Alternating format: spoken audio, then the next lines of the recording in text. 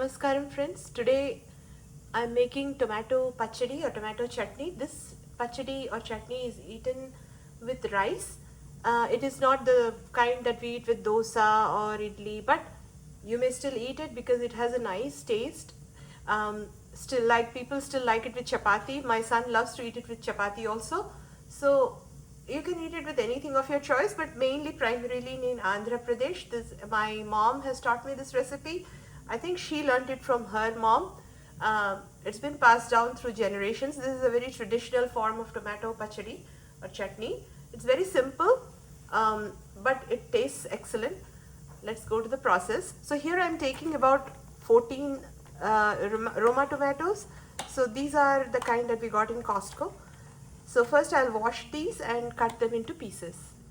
Okay, so I washed those tomatoes and cut them into each one into 8 pieces each. So as you can see, this is the size I made them into. So these tomatoes, they are not very sour like the rest of the tomatoes. So this has a slight sweetness to it, so that's why I like these tomatoes. So these are the Roma tomatoes. So the rest of the ingredients we'll be using are green chilies. I have used about 10 of them. You can adjust according to your spice level. And then turmeric powder, about half a teaspoon of turmeric powder. Salt, 2 teaspoons of salt, because since tomatoes are sour, so we should use a little more salt than we would for normal other curries. So 2 teaspoons of salt. Oil to fry. My favorite spice, of course, hing, asafoetida or hing. And fenugreek seeds, we'll be using 1 teaspoon of fenugreek seeds. As I said, this spoon is not a teaspoon. This is a measure of, in fact, half a teaspoon. So I'll be adding 2 spoons of this, so which will be about a teaspoon. And some dry red chilies. This also you can adjust according to the spice level. So I'm taking 8 of them. And we'll be giving a seasoning of mustard seeds. So at the end, after we finish frying and grinding the tomato chutney, we'll be adding the tadka of the mustard seeds. Alright, let's go to the process.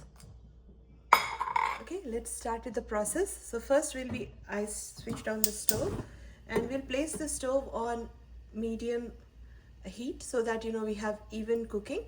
So do not place it on high, on medium heat. I'm going to be adding about 4 teaspoons of oil first.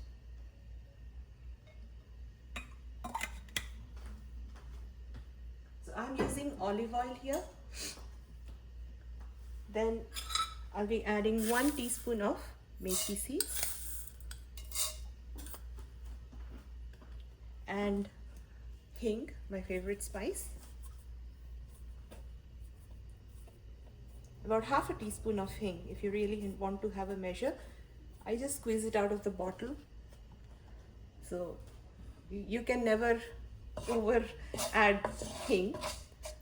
I love the flavor of hing. You can adjust according to your taste, but in our family we eat a lot of hing. So now we'll let the methi seeds start to fry. Once this become brown, we'll add the tomatoes. As you can see, the methi has turned brown in color, so slightly golden brown. And now I'm going to add the dry red chilies. Fry it for about 4 to 5 seconds. Not too long because the red chilies get brown very quickly. Now I'm going to add the cut tomatoes. I'm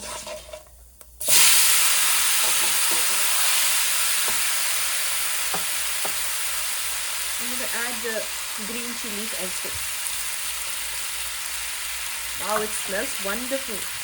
The way, especially the methi and hing tadka, it smells really good. I will let it fry this way for about a minute or so, then we'll check back. Okay, the tomatoes, it's been about a minute or so. They are releasing water. So right now I'm going to add haldi and salt, the turmeric powder,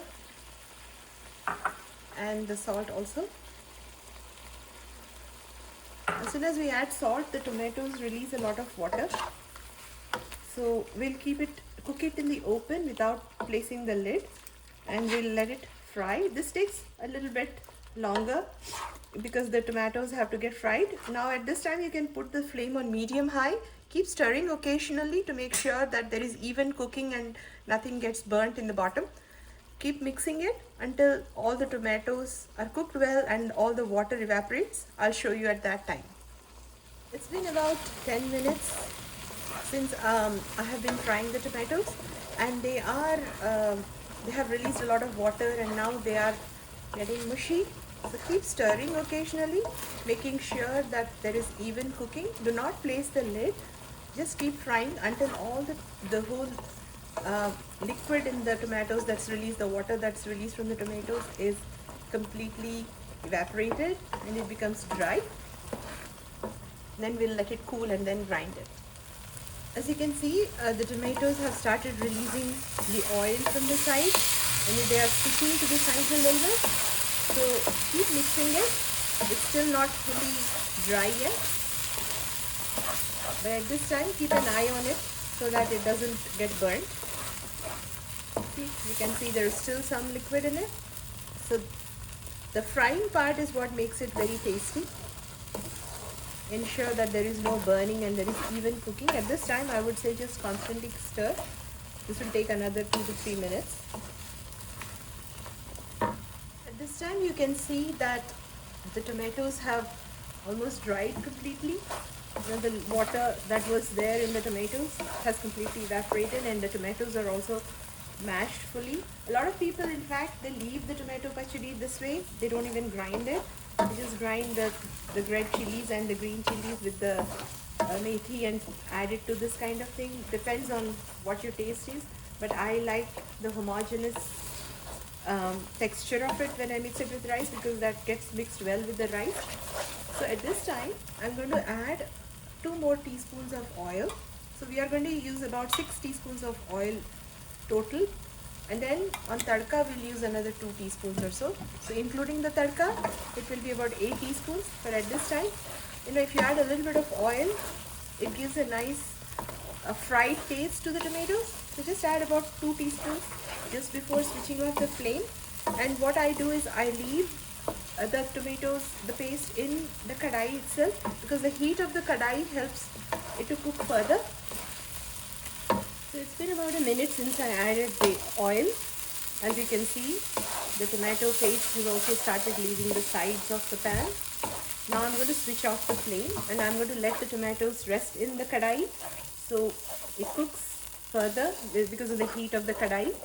We'll let it cool completely and then we will grind it into a smooth paste, and on top we'll add the tadka.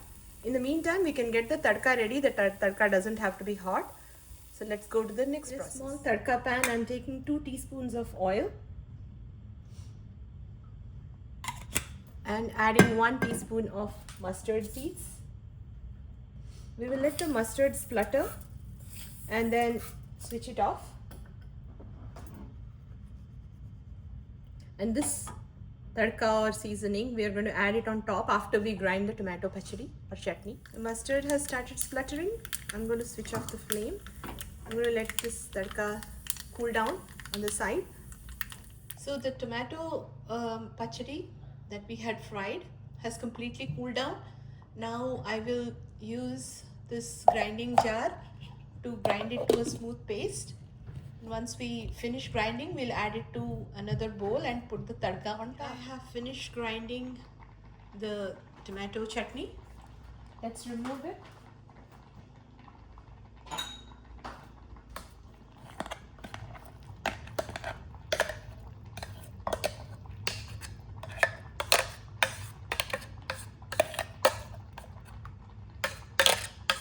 This is the consistency I like to keep it. So, when you mix it with rice, it comes out well.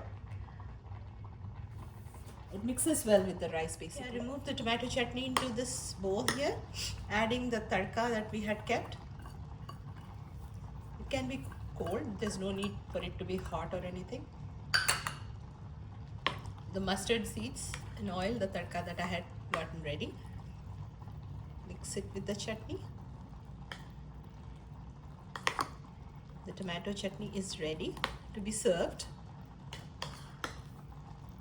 Serve it with rice, hot rice, and a drop of ghee. Mix it with the rice and just serve it. It tastes excellent. So hope you all enjoy.